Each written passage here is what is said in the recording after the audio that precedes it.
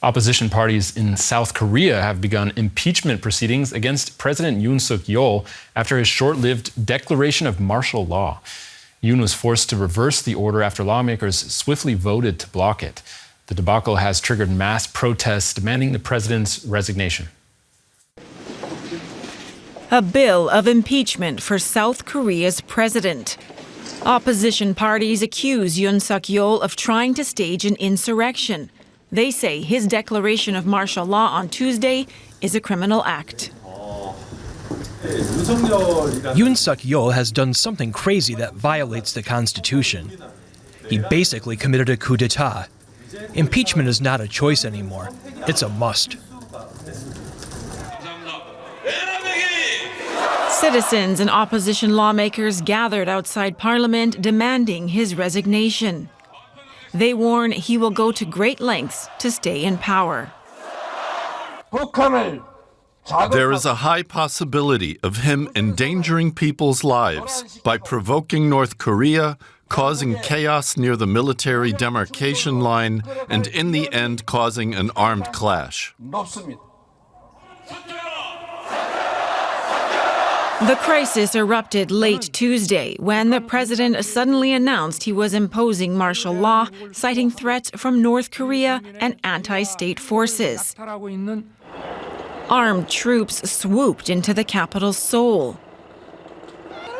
Soldiers encircled Parliament and tried to enter the building, but protesters and lawmakers blocked their access and fought their way in. Parliament then passed a unanimous motion demanding martial law be lifted. Hours later, President Yoon did just that, but the damage was done. Though it was short-lived, it marks the first time the civilian government had been replaced by the military since South Korea's dictatorship ended in the late 1980s. People are shaken by the events. It was an experience that I've only seen in movies, and I realized how much more serious it is than I had imagined. Last night, I happened to wake up from my sleep and came across the news. At first, I was scared and very confused. I kept thinking, what is going on? Is this something that could actually happen in this era?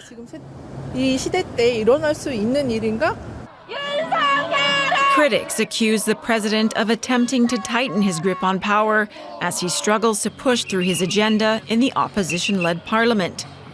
An impeachment requires backing from a majority of lawmakers and the Constitutional Court. Parliament is set to vote on the motion later this week.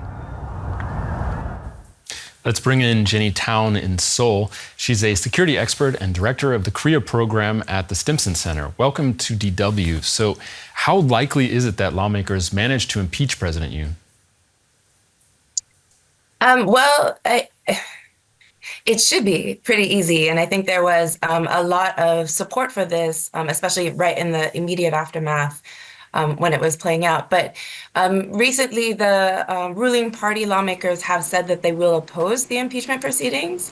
So it might take a couple of attempts to do it, whereas in the last 24 hours, it seemed a much easier task.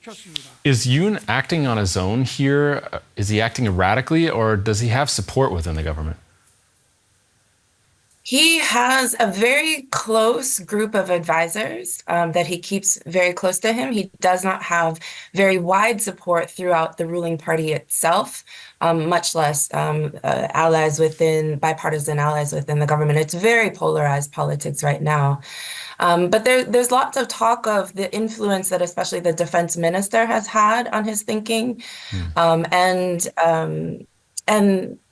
the idea that, he may not have actually believed that this would, go through. Like the idea that he announced it late at night on Tuesday night was not. It was very intentional, right? And it was meant to be done at a time when there wasn't going to be a lot of attention on it. And so there are a lot of questions of what he really intended to do with it. But the idea that he would threaten this just as a symbolic measure, for instance, is almost worse than if he actually meant to do it. The idea that you're going to threaten civil liberties and rights to manipulate the public or try and push your agenda forward is exactly the type of behavior that in liberal democracies that we criticize authoritarian governments for doing. What do you think are the best theories about why Yoon did this and what he expected to get out of it? He has been incredibly, I think, frustrated. He has been blocked. A lot of his agenda has been blocked. The opposition party, because they do hold the majority in the National Assembly, has raised a lot of questions about some of his budget allocation choices, has, tried to impeach a number of Yoon's actual, close confidants and allies, especially some of those that have kind of prosecutor backgrounds as well.